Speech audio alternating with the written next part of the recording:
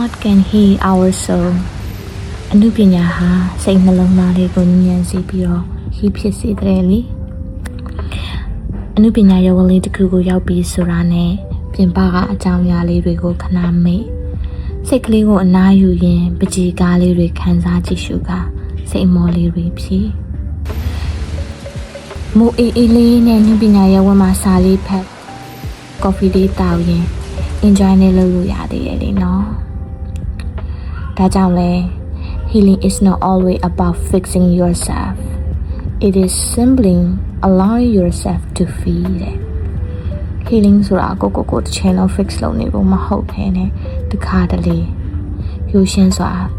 အပြေဝခံစားပေးဖို့ပါပဲတဲ့အနုပညာရုပ်လေးမှာခဏတာအနားယူနိုင်ဖို့ကကလာတာ aspect ရှိနေတယ်နော်အားလုံးကိုကြိုးစိုးလေးရပါရှင်